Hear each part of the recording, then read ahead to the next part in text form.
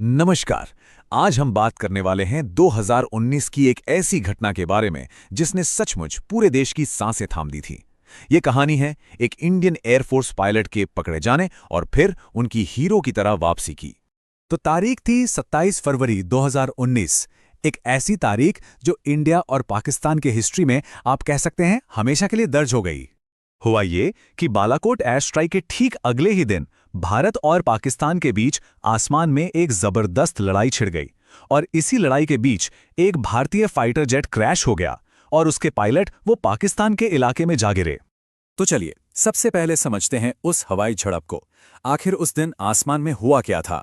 तो हुआ यूं कि बालाकोट स्ट्राइक के जवाब में पाकिस्तान एयरफोर्स ने भी एक्शन लिया और इसके बाद जो हुआ वो थी एक जबरदस्त डॉग फाइट। मतलब आसमान में इंडियन और पाकिस्तानी फाइटर जेट्स के बीच एक बहुत ही क्लोज और खतरनाक लड़ाई। इसी लड़ाई में थे विंग कमांडर अभिनंदन वर्धमान जो अपना मिग-21 विमान उड़ा रहे थे और इसी दौरान उनके जेट को एक मिसाइल ने हिट कर दिया। अच्छा, जैसे ही उनका प्लेन हिट हुआ, कहानी ने एक बहुत ही टेंशन वाला मोड़ ले लिया। अब बात करते हैं कि पाकिस्तान में उन्हें कैसे पकड़ा गया। तो अभिनंदन वर्धमान ने पैराशूट से इजेक्ट किया और वो पाकिस्तान एडमिनिस्ट्रेटेड कश्मीर में उतरे। पर जैसे ही वो जमीन पर पहुंचे, वहां के लोकल लोगों ने उन्हें घेर लिया। इसके तुरंत बाद पाकिस्तानी आर्मी वहां आ गई और उन्हें अपनी कस्टडी में ले लिया। फिर क्या था, पाकिस्तान ने उनके पकड़े जाने का एक वीडियो रिलीज कर दिया और वो वीडियो भाई सोशल मीडिया पर वायरल हो गया, आग की तरह फैल गया। बस इस एक घटना ने बहुत ही तेजी से पूरी दुनिया का ध्यान अपनी तरफ खींच लिया और ये कोई छोटा मोटा मामला नहीं रहा, ये एक बड़ा इंटरनेशनल मुद्दा बन गया। अब जैसे ही ये खबर फैली, डिप्लोमेटिक लेवल पर जबरदस्त हलचल शुरू हो गई। तो चलिए देखते हैं कि इस पूरे मामले में इंटरनेशनल प्रेशर ने क्या रोल प्ले किया। देखिए, इंडिया का स्टैंड तो बिल्कुल क्लियर था। उन्होंने कहा हमें हमारा पायलट तुरंत और सुरक्षित वापस चाहिए। दूसरी तरफ जो इंटरनेशनल कम्युनिटी थी वो दोनों देशों से कह रही थी कि भाई टेंशन कम करो, हालात और बिगड़ने नहीं चाहिए। तो इसी बढ़ते हुए इंटरनेशनल प्रेशर के बीच पाकिस्तान के उस वक्त के प्राइम मिनिस्टर इमरान खान ने ऐलान किया। उन्होंने कहा कि वो एक शांति के संकेत के तौर पर इंडियन पायलट को रिहा कर देंगे।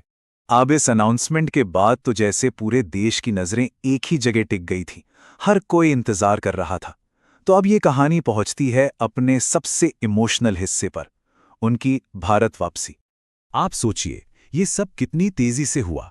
27 फरवरी को वो पकड़े गए, इंडिया ने फौरन उनकी वापसी की मांग की।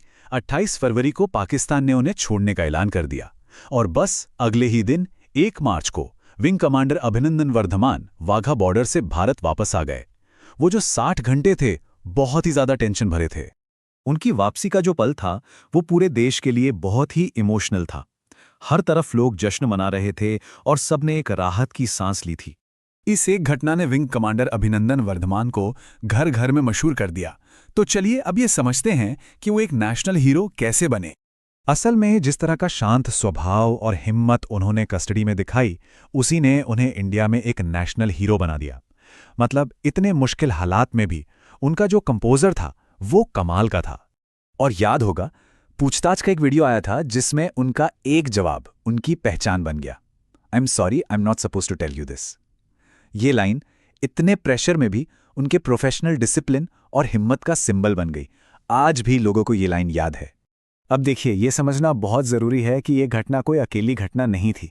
ये उस पूरी चेन का एक हिस्सा थी जो पुलवामा अटैक से शुरू हुई, फिर बालाकोट एयर स्ट्राइक हुई और फिर ये अभिनंदन वर्धमान वाला इंसिडेंट हुआ। ये सब मिलाकर साउथ एशिया की हाल की हिस्ट्री के सबसे ड्रामेटिक मोमेंट्स में से एक है। और आखिर में ये सब हमें एक बड़े सवाल पर लाकर छोड़ देता है।